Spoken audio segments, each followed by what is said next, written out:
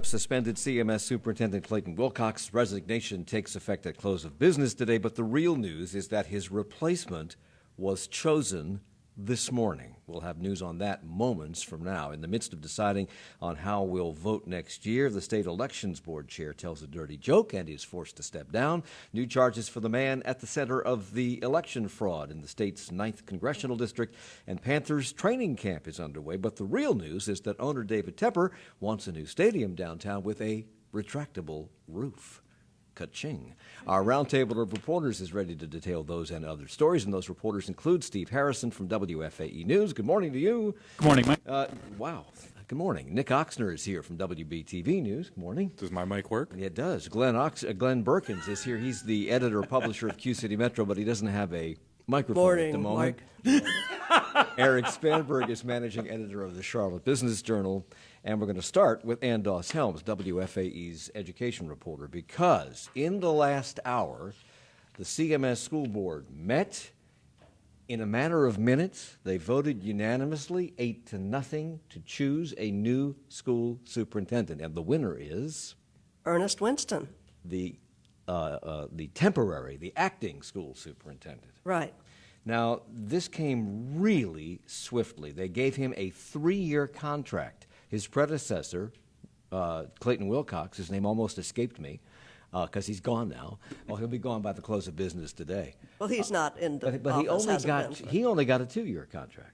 No, he had a 4-year contract. Oh, he did? 4-year is the maximum allowed, and it's the standard amount. So 3 years is clearly more than an interim. When Ann Clark got the job in between while they were doing a search, she was not called interim, but she never had more than 1 year, so it was considered interim. 3 years is a real amount, but I asked Mary McRae, the chair of the school board, why 3 years instead of 4, and she said, good question, I don't know. She wouldn't know the answer to that question? I don't know. All right, well, let's talk about how this happened, because 6 months ago, they gave a contract extension to Clayton Wilcox. They gave him a raise. 6 months later, they reviewed him and decided to put him on suspension. He's been on suspension for 2.5 weeks, 3 weeks now. They accepted his resignation last week. I think 2 weeks ago, last week, somewhere in there, Ernest Winston was named the acting superintendent. He is a former Observer reporter. Yes. He does not have a higher education degree. He does not have principal experience, the two things I believe that the state generally wants in a school superintendent. How did this happen? Well, I think we don't know what happened with Clayton Wilcox, but we know that really most of the last 8 years has been dominated by churn and turmoil in leadership. And they spent 2 years, as we discussed this on the last show, a lot of angst and drama leading up to the hiring of Clayton Wilcox, a lot of behind the scenes, do we do this, do we do that, do we conduct the search this way or that way? And I think they really, really did not want to do that again. So they have Ernest Winston, and kind of the negative, of course, would be his resume is pretty light. I think he would have a hard time qualifying for an openly posted job for a superintendent in a district this size. Would he qualify to be a principal? That's an interesting question. He has spent 2 years in the classroom in schools. He was an English teacher and newspaper advisor at Vance High for a couple of years as he was making the transition from newspapers, and he moved pretty quickly into administration. So, yeah, there is a question about whether principals who have been running, a school with 2,000 people for 15 years are going to feel good about, taking orders from a guy who doesn't have that experience. So we've talked a lot about a lack of transparency on the part of the CMS school board, particularly when they let Wilcox go, when they let Heath Morrison go, when they did the search for Wilcox. All of that was behind the scenes. We don't know anything about anything. We didn't even know that Wilcox was the guy until they announced him that he was coming. They did this in a matter of weeks. They sought no candidates. They didn't hire a consultant to help them round up candidates. They just took the guy and named him. Right, and that's not necessarily... Does this smell right to you? Carita emails, CMS announces another superintendent and doesn't even do a national search. 0 experience, put into the position just as a temporary fix, and now he is our leader? What a joke. How's this going to play? Well, he doesn't have 0 experience. He has 15 years of experience with CMS, and much of it has been right in the thick of all of this. So, we've talked so much about how we don't know what went wrong with Heath Morrison, with Clayton Wilcox, with their relationship with the board.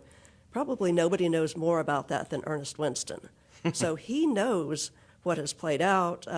I asked him if he was concerned about, a lot of the social media posts I saw said, we like Ernest Winston, but the board's going to chew him up and spit him out in a couple of years. And he, of course, said he has great confidence in working with the board. They all say that. Right. And I asked him about, there must be real problems there. This wasn't because they didn't like Clayton Wilcox's aftershave.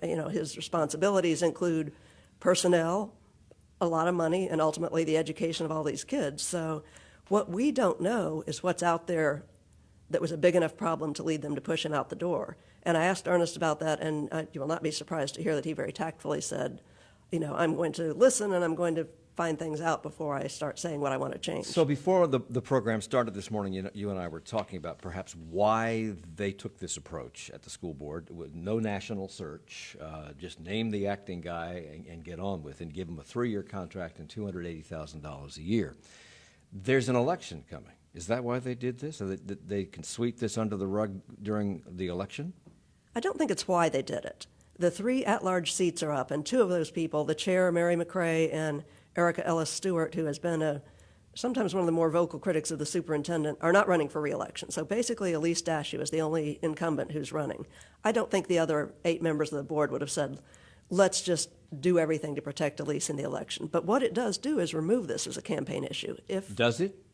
Well, I think there will still be second-guessing and critiques of how they've worked with superintendents, but I think it would have sucked more of the life out of the room if they had been saying, how are we going to do a search? They couldn't have really gotten serious about a search, I don't think, until the election was over. So that would have meant... Should this board, that many of whom are up for re-election and several of whom are not going to run for re-election, be the board that gives a new superintendent a 3-year contract, or should they have pulled a Mitch McConnell and wait until the next school board is enshrined? Well, again, the 6 district members are not up for election this year. And we've talked a lot on this show as the city council and the county commissioners, who everybody is up every 2 years. Right. We've talked about the pros and the cons of staggered 4-year terms, which is what they have wanted to do and what the CMS board has. So this is either a great example of how it works or it doesn't work. If you wanted to sweep everybody out, you can't. You've got to wait 2 years. If you want the stability, this is exactly why they have that. So let's flip the coin. The last several, and I think all of the superintendents since I've been here, except for maybe Jay Robinson, and I don't know what his background was. He was a longtime superintendent at CMS. All of them were darlings in the education world. They were the best thing since sliced bread when they came in. Everybody loved them. We have made a great decision here, and within moments, in terms of education years, they were gone because of something that they did or didn't do that we'll never find out about because it's all shrouded in secrecy. Is taking this approach with a guy who's been here for a long time, like Ann Clark, she didn't make any waves, who doesn't have an education, necessarily higher education background, a groundbreaking and perhaps good way to go? Well, remember I guess it was about 15 years ago, there was this huge trend of we need to break up the educational bureaucracy. And they're just locked in their ways, so we're going to go out and hire a CEO who's an agent of change. So that actually became kind of a big thing, was to bring people in from non-traditional backgrounds. Okay. Charlotte-Mecklenburg Schools never went that route. And again, Ernest Winston is not coming in as, the CEO of a tech startup firm. He is grounded in the education world. He is generally, I think, well-liked and respected within the community and within the people in CMS that he's worked with, but he's never had to be the bad cop. He's been the guy who goes out and talks to people. If somebody's upset, he gets their information. He is a good listener. He's a good communicator. He has a good reputation for getting back to people and helping them solve things. He is now going to have to be the bad cop. He's going to have to be the one who makes the tough decisions that people get mad about. He's going to have his own Ernest Winston who can go out and make the communications work with, because he isn't going to be able to respond to every single constituent. That's something that I think every superintendent knows. The CEO can't do every job, which is why it's also really important who he's got on board with him. He's not going to head every department. I think they're looking at hiring, the Observer reported that they've got a human resources chief queued up for the first time in 2 years. They had a loaner from Bank of America, of all things. So he's going to have to make some hires, and they're going to have to be good ones. So they've given him a 3-year contract with a salary of $280,000 a year. How does that salary compare with his predecessors? It's less than his predecessor was making $307,000. So I don't know how they reached a number. It's about a $100,000 raise from what he was making as the chief engagement officer and an ombudsman. He was supervising 26 people, which I think is the largest group that he's ever supervised until now. Now he's got 19,000 people, so a raise would be in order. It's probably a bit more than he was making at the Charlotte Observer, too, I'm guessing. You think? A little more than I'm making at FAE. Don't you want to? I want to go back in time, and when all those guys at the Observer said, "You're doing what? You're going to go where from here? Are you mad?" Well, no, he made the right decision. It was an annual ritual when we would get and publish the CMS salaries that we would look at Ernest and go, man. All right. So the new superintendent of Charlotte-Mecklenburg Schools is Ernest Winston, the man who was the ombudsman, the man who was named to be the acting superintendent in the wake of the resignation, the forced resignation of Clayton Wilcox. He's making $280,000 a year. He has a 3-year contract. We will never know why. Is that the bottom line here?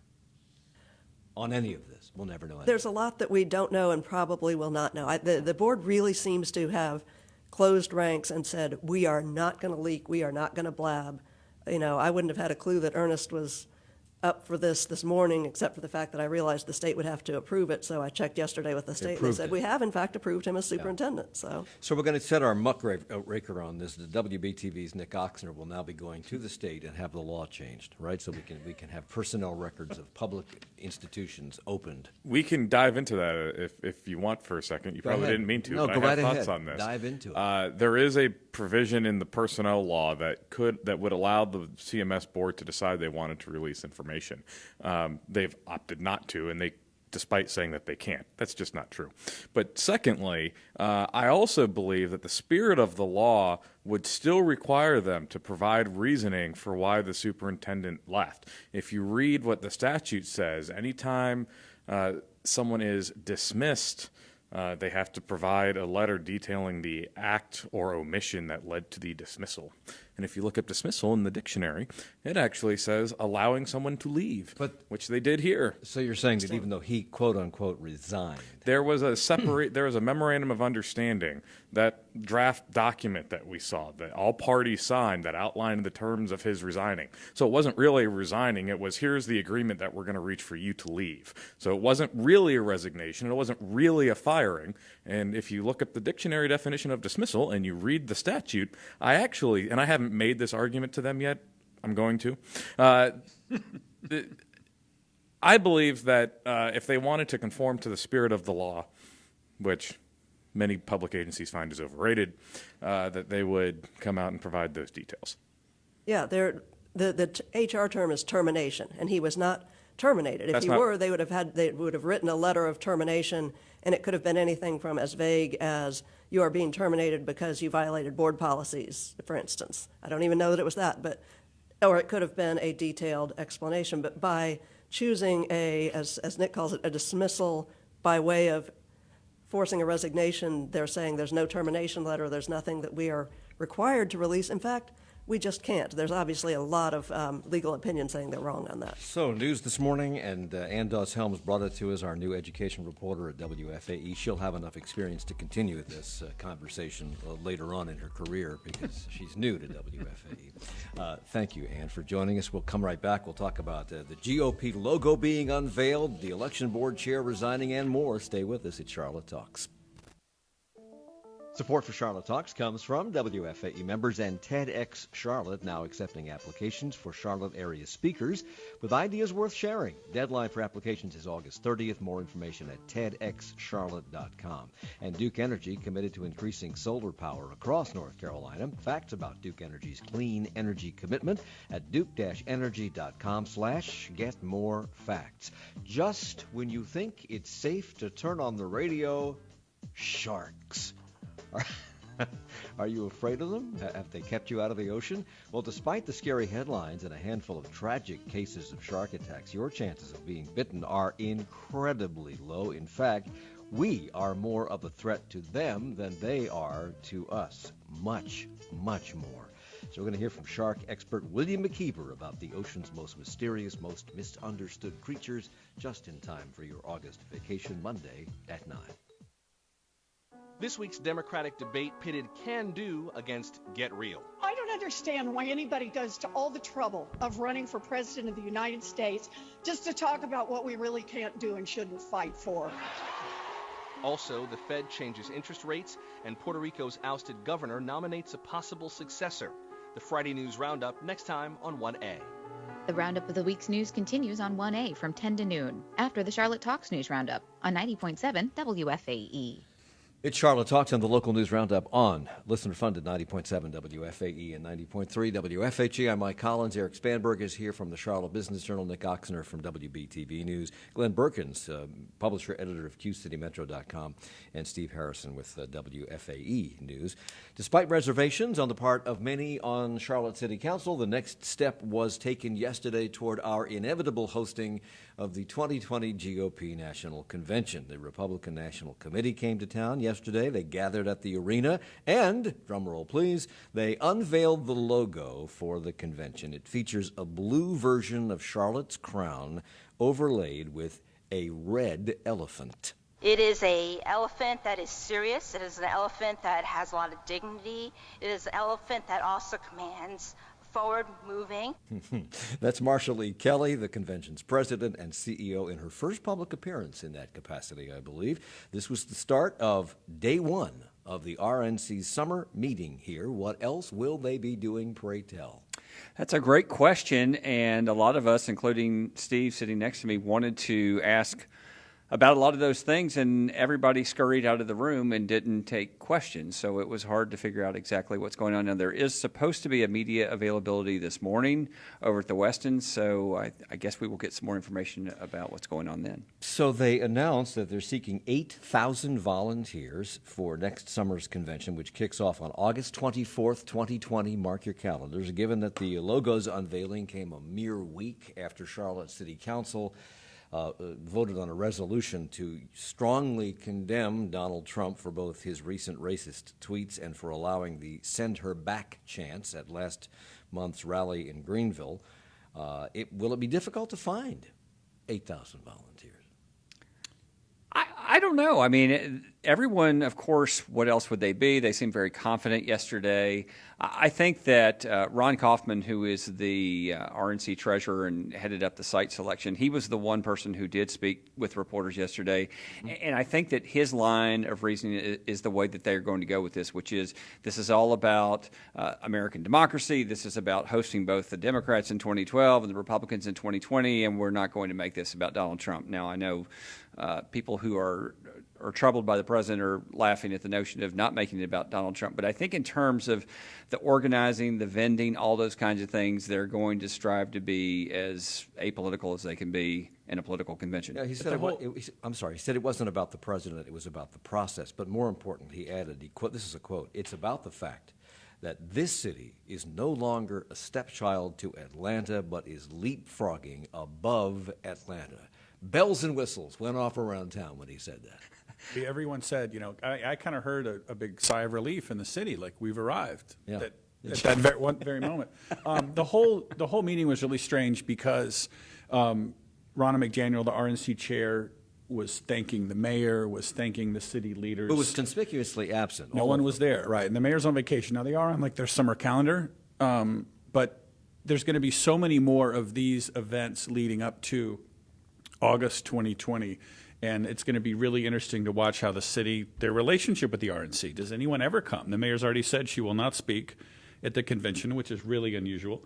But you remember last fall, Steve, I think you were at this meeting, and Ronna McDaniel and some others were in town. It was right around the time of the hurricane, and you had both Democrats and Republicans from council who were there and shaking hands and really supporting the convention. So yes, they're on break right now, and yes, the mayor's on vacation, but that was a different tone in terms of the city towards this convention. And go back just a year ago in Austin when the Charlotte was officially voted on at this same meeting, and the mayor and several members of council were there. Yeah. They were front and center, and I turned to, I think, Jim Puckett, who was also there, and I said, boy, I think Vi Lyle's the most popular Republican in North Carolina right now. Yeah, the city, right?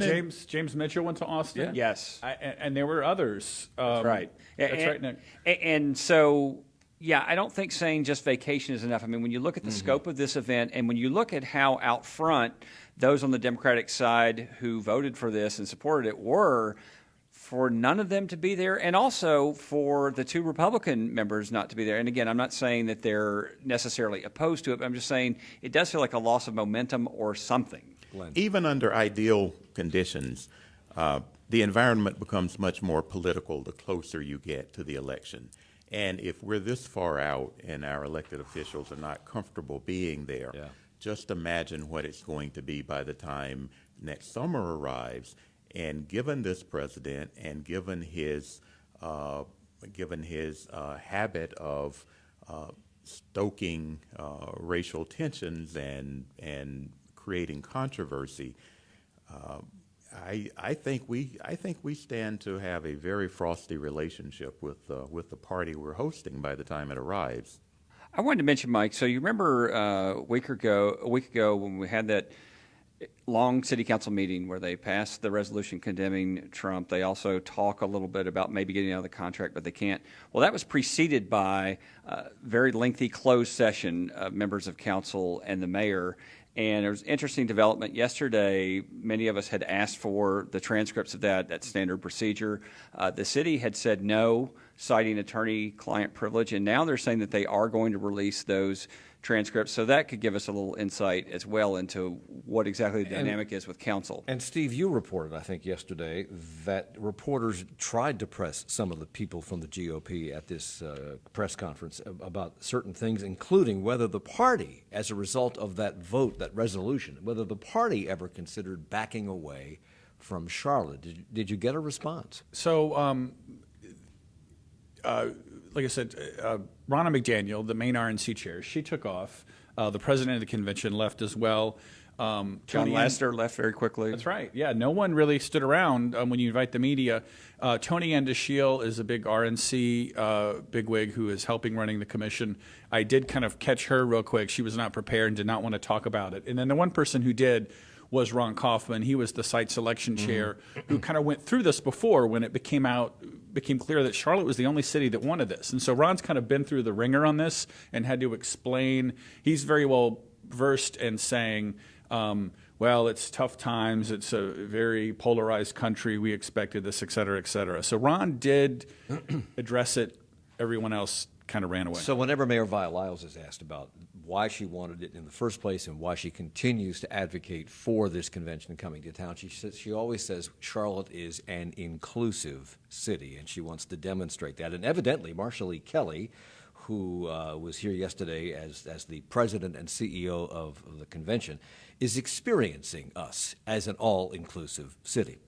We love Charlotte. Charlotte's been so welcoming. In fact, I kind of joke a little bit because I feel like every time I walk around Charlotte, I just want to sometimes just go and buy groceries, but people are generally interested in how I'm doing and how I'm interested in Charlotte. What a wonderful thing, to experience. So I thank you for that. We're going to have to get her a Vic card. She likes our grocery store. All right, this week was supposed to be the week the State Elections Board chose the devices that could be used or will be used for the 2020 convention. This gets more confusing by the moment. Evidently, there was a series of meetings. They kept canceling things, and of course, they've had 3 chairmen, and the chairman right now is temporary because the last guy told a dirty joke and was immediately he vanished from the scene of the crime.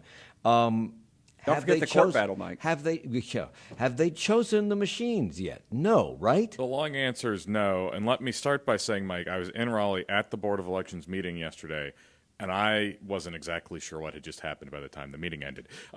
Nevertheless, so first, the state board has been going back and forth in this debate over whether or not voters in North Carolina should be allowed to use touch screens, essentially. Like counties can do that now. Right. 80% of the state votes on paper ballots, but some counties, including Mecklenburg, use touch screens to vote. Right. So the board's been grappling with whether or not to certify some touch screen voting machines for use in elections.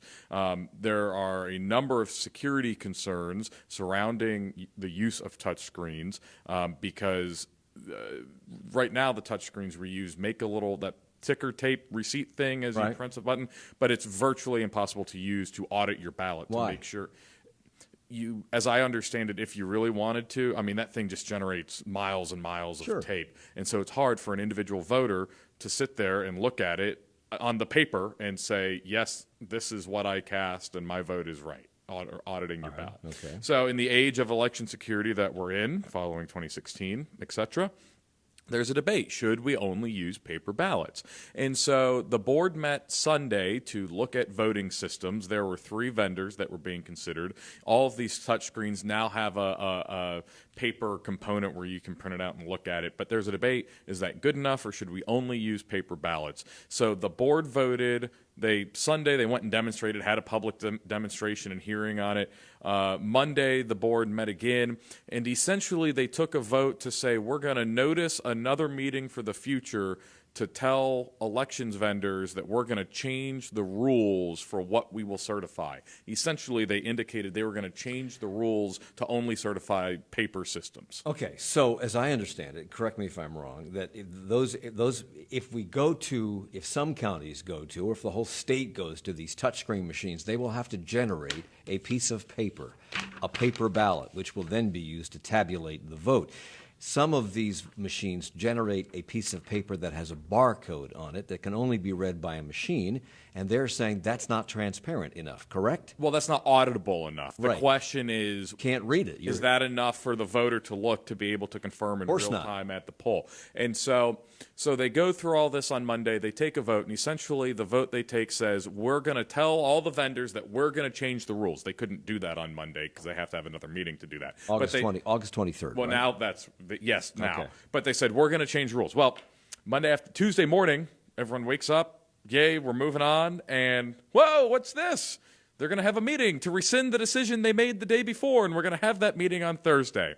So that happens. Whoa. Because one of the members didn't understand the way he had voted, correct? What he was voting on. Yes, okay. Yes, turns out. Who are these people? David Black from Cabarrus County said he thought they were voting to change future certifications, not one that would impact now. Okay. So they say we're going to meet on Thursday, and we're going to rescind the vote that we just did. We're going to undo what we just did. So that was, I don't know, Monday morning, mid-afternoon, or Tuesday morning, mid-afternoon. By Tuesday evening, Board Chairman Bob Cordell, longtime Charlotte attorney, announces his sudden resignation. Well, the governor announces Bob Cordell's sudden resignation because he made an off-color joke earlier in the day before a room of county elections officials. So they still met yesterday. Now we have 4 board members. The board secretary had to act as the temporary chair. There's not a chairman right now, but she chaired the meeting. Right. And they tied 2-2, which means they're moving forward. And I suppose it split along party lines because now we have 2 Democrats and 2 Republicans. The chair who left, what was his name? Robert Cordell, who was forced to resign, was a Democrat appointed by Governor Cooper, because that's the way it's done. He told a joke at a statewide meeting of elections board officials. Correct, that was happening that had to do with women, sex, and cows. It was characterized as misogynistic and wildly inappropriate. Recently hired elections director Karen Brinson Bell acknowledged to WRAL that the timing of all this was, quote, challenging. It's unfortunate that Chairman Cordell has resigned, but we appreciate that he recognized the importance of the agency and all 100 county boards over one individual. So with this 2-2 split, can a decision be reached? Well, the decision that is reached by that is they're just moving forward with the vote. They couldn't rescind the vote they made on right on. But they have to they have to decide on what form our votes will take, and there seems to be some party line split on that, on how transparent what the paper needs to say. Well, yeah, but so now they're going to decide whether or not to amend the certification requirements, and so if they split. And basically, because right now, amending the certification means we're going to move to only paper, right? Because right now we could use paper or touchscreens. Okay. And so when they have that meeting on the 23rd, maybe we'll have a chairman by then, maybe we won't. The governor is solely responsible for making that appointment, and we can get into an interesting suggestion the Republicans had this week in a second. That was very interesting. Yes. Which is? The Republican leaders of the General Assembly wrote the governor and said, we think you should appoint Democrat Jerry Cohen as chairman of the board, even though we'd like a Republican. We think Jerry's great. Jerry Cohen, Democrat, currently serves on the Wake County Board of Elections. He was a long time, I think like 30 years, lawyer in the nonpartisan staff at the North Carolina General Assembly, wrote many of the state's laws. He's sort of the de facto constitutional guru. Well, if he's got the seal of approval from Republicans and he's a Democrat, doesn't that seal the deal? I think the Republicans think so. Yeah. We have not heard anything from the governor. They're very quiet So, from the governor, yes. so time is of the essence here because, as I understand it, these machines, whatever they end up being, if we use more than a paper ballot, have to be purchased and they have to be in place by March of next year. We have a primary. Right. And there is some concern about whether or not that can take place in the time allotted. And that was pretty much David Black, the guy who wanted to change his vote. That was pretty much his objection to doing this change now and why he thought they were voting on a future change, because he thought that we're too close. So even if we dispensed with buying machines and just printed a ballot where you put your little mark next to it like a SAT test or just a check mark in a box, some machine has to be developed to tabulate An that optical vote. scanner. An optical scanner. Are there concerns about the safety of that? They can be hacked. Yes, but I think elections officials would tell you, one, it is much harder, and two, even if they are, you have the paper ballot that you can go back, and this gets back to what I was talking about at the beginning. With a paper ballot, you still have the paper ballot. When you put it in the machine, it doesn't get destroyed. It stays there, right? With the touchscreen voting, you can't use the receipt tape to go back. I mean, we saw some unfurled at the But 9th that District touchscreen hearing. could be adapted to print an 8.5 by 11 piece of paper with your vote on it. That could be optically scanned. I'm sure some of the election vendors would say they probably do a similar thing with that. People like Stella Anderson, who chaired the meeting yesterday and seems to be really in favor of all paper ballot system, seems to think they probably should be in an all paper ballot Because system. wouldn't that eliminate the possibility of not people questioning whether or not your pencil mark was in that space or that space, and there would be no hanging chads, right? I knew that had to come up at some point, right? One of the systems, I think one of the systems under review, you vote on paper and then you scan it into a machine at the time. And then it's so it's essentially, and then it's in a cartridge, right? It is becomes the same format we have now, just it starts with paper, right? Is that? Yeah, yes. And all of the systems have included more paper, right? Even the touchscreen things include more paper than before, because I think elections experts certainly recognize and agree that paper is necessary to keep this system more secure. The ironic part is that in countries where voter fraud is rampant, they use paper ballots. Okay. So there is no foolproof voting method. We're going to get blue ink wells in here so we can dip our fingers in once we vote. We have to take a break. When we come back, we'll talk about new charges in the 9th District election situation out there. And the Panthers, it's come to pass. The Panthers want something, and they're going to get it. It's Charlotte Talks on WFAE.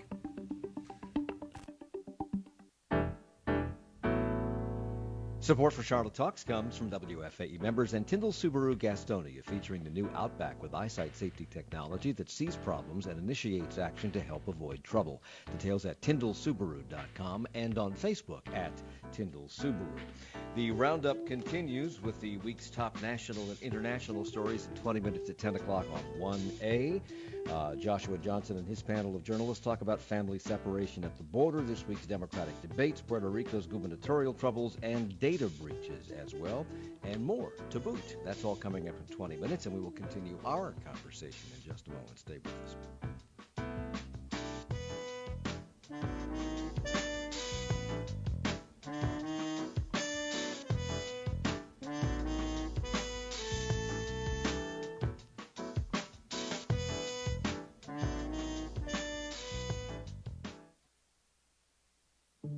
Pretty detail-oriented here at Morning Edition. Take our opening arguments series, for example. We sit down with 2020 presidential candidates, break down their platforms, and get to know them so that you can make the most informed choice possible in the primaries and beyond. Governor John Hickenlooper, thank you so much for joining us. Senator Bernie Sanders. Senator Warren, thanks so much. Thank you for having me.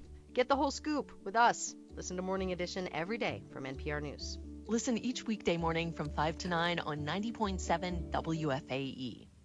It's Charlotte Talks on WFAE and WFHE. I'm Mike Collins. It's the local news roundup. Steve Harrison is here from WFAE News. Glenn Berkins from QCityMetro.com. Eric Spanberg, managing editor of the Charlotte Business Journal, and Nick Oxner, reporter for WBTV News, who we're about to hear a lot from because we're going to talk now about Wake County, actually about Bladen County. A Wake County grand jury has returned new indictments that happened this week against Bladen County political operative McCrae Dowless and 6 others in the 9th District election fraud case. What are the new charges? So the new charges largely, but not exclusively, relate to the 2018 general election. A reminder that Dowless and others were indicted in February on election fraud charges related to the 2016 general election and the 2018 primary election. So these new charges focus mostly on the 2018 general election. That's the one we all know and love, yes. Involving Mark Harris and Dan McCready. Okay. 905 votes, right? Yes. Interestingly, the main charges here are actually felony obstruction of justice, in which the grand jury alleges and prosecutors allege that they obstructed justice by interfering with the election by illegally collecting ballots and causing spoiled ballots to be cast. So most folks are charged with some sort of obstruction charge and also possession of an absentee ballot. So this is 2 counts of felony obstruction of justice, perjury, solicitation to commit perjury, conspiracy to obstruct justice, and possession of an absentee ballot. Does that just go to McCrae Dowless or all 6? Those charges you named are only Dallas's charges. Okay. There's a number of other things against a number of other people. And Lisa Brett, the star witness for the Board of Elections in February, she was really, I think, their first witness, right? And yes. Then their first witness, probably their most important, one of their most important witnesses. And so she was also charged. No deal.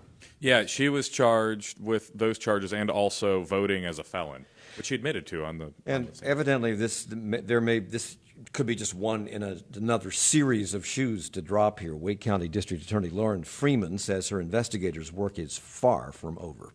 This has been a large investigation. I think we've said from the beginning. It involved multiple election cycles, multiple individuals engaged in what we would allege to be this operation of fraudulent ballot activity.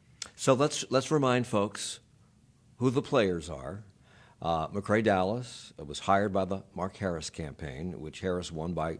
hired by Harris himself. Yeah, 905 votes, only to have that election overturned.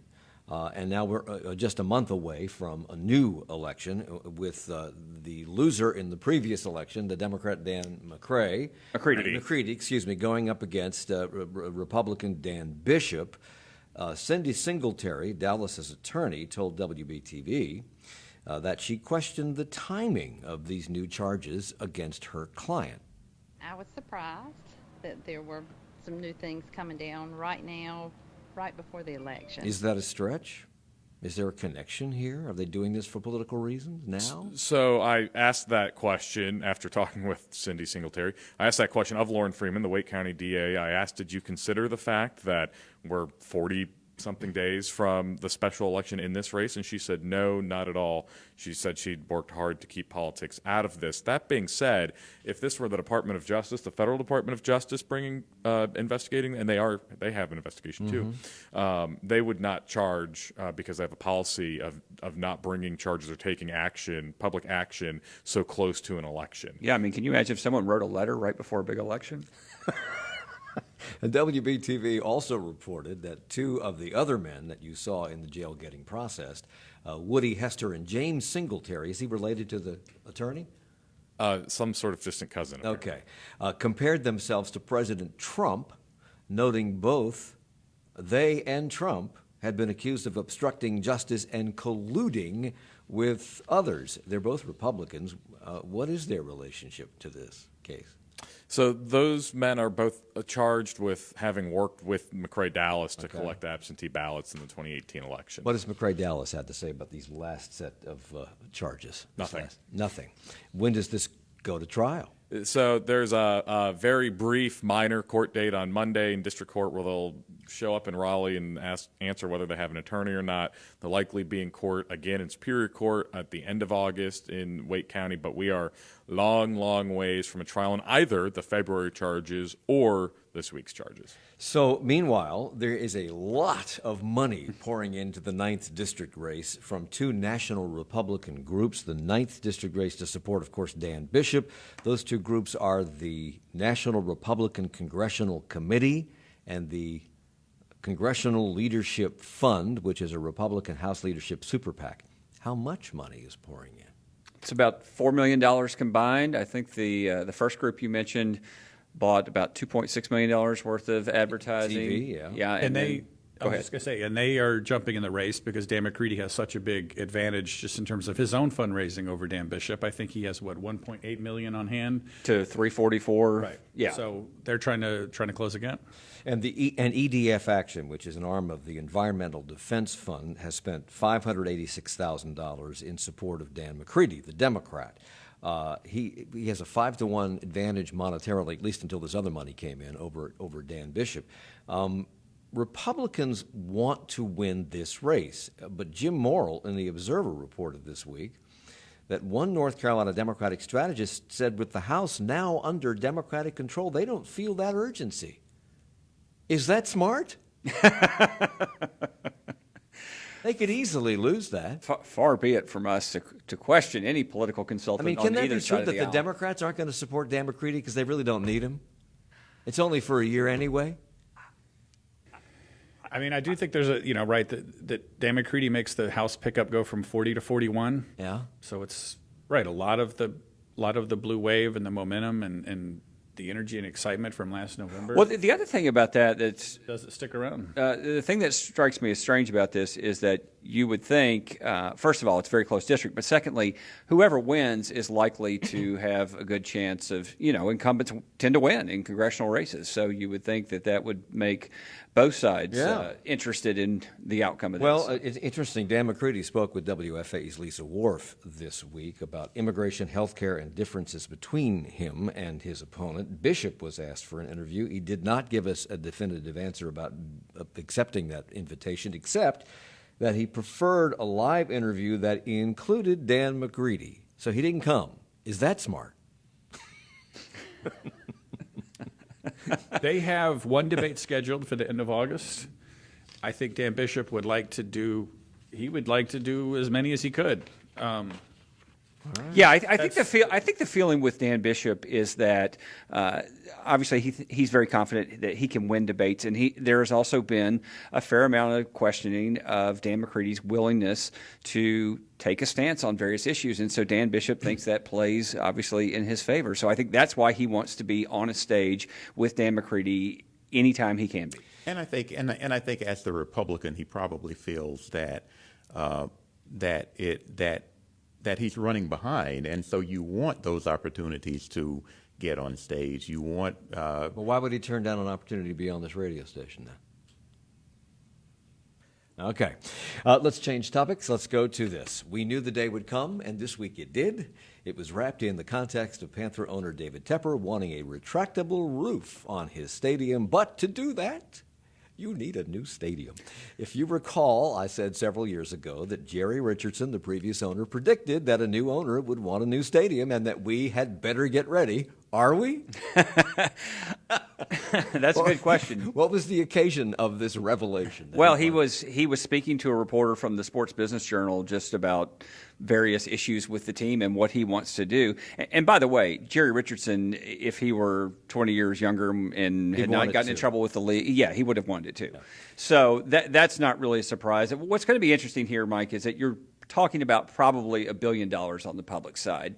It costs about $2 billion right now to build a retractable roof stadium. So what is the appetite? I mean, David Tepper himself has already done some thinking on this because he immediately mentioned the capability for some new hotel taxes. I think that's probably where they would look. But as far as we know, everything has been informal in terms of talks between city leaders and the Panthers so far. Well, he sounded a little bit like Ron Kaufman, the Republican Party treasurer, when Kaufman said it's about the fact that this city is no longer a stepchild to Atlanta, but is leapfrogging Atlanta. Tepper wants to build this domed stadium because he says it would be great for the NFL, it would be great for MLS soccer, which we all know he wants to get in town. It would be great to host the NCAA Final Four, and he says every major concert tour. And he says further, because he sang out, "Do you see what I see?" that we are here in Charlotte have to realize that this is a really, these are his words, really major, growing, important city, and it needs that sort of presence.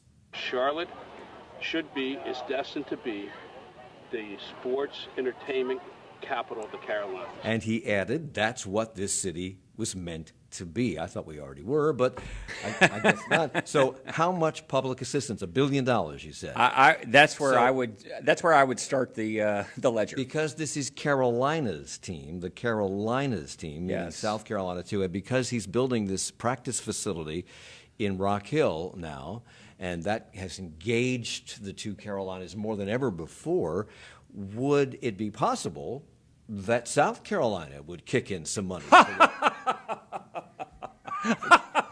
Okay. It's the Mike Collins Comedy Hour. I think it would be possible if you put that stadium on the South Carolina side of the state line. Or even on the border. Yeah, just like Carolina. But he wants right? it uptown. Caroline. He wants it uptown. Yeah. So where would it go? Well, there's a big piece of property right across the street from the stadium. That could be a spot. Exactly right. Yeah.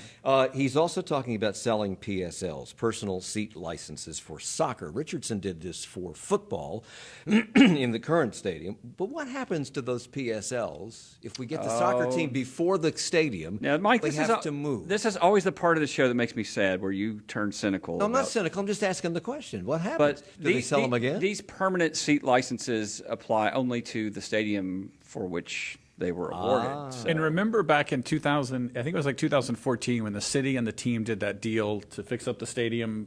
Right. The city put in like $80 million. And about that time, the team put up, the Panthers had this advertising campaign for PSLs, the billboards that said "Forever." Which was nothing. Asterisk in that building. Yeah, forever is not a long time. Did these you seats. Explain why a retractable roof? Typically, retractable roofs are in places where you have a lot of inclement weather, either a lot of rain, such as Florida. I think part of it is that you can have this enormous gathering place, rain or shine, for things like the NCAA. Well, basketball in particular, but and concerts. I think also another thing that's going on here that's a little bit unspoken is, purists will say football, it should be outside and the elements and all that stuff. The fact is, a lot of people just don't want to sit out there when it's really hot or when it's raining. I mean, the first half of the season's kind of unbearable. Yeah. Yeah. So I think that factors into it as well. Given all that he's accomplished in the short year that he's been here, this is very likely to happen, it seems to me. All right, there was another surprise announcement this week from longtime UNC Charlotte Chancellor Phil Dubois. He announced his intention to retire. It's time. 15 years is a long time to be a chancellor, and I was also a president at Wyoming for 8 years. And if you've read higher education newsletters and newspapers, you know the average university president lasts 4 to 5 years. So I feel very blessed to have been a chancellor this long, and I simply wanted to go out on my terms. There have been more than a few shakeups within the UNC system. Do you think he saw the writing on the wall, or is this just time to go to Georgia and relax? There's no indication that anything was amiss or that he wasn't getting along with people or anything like that. So I take him at face value.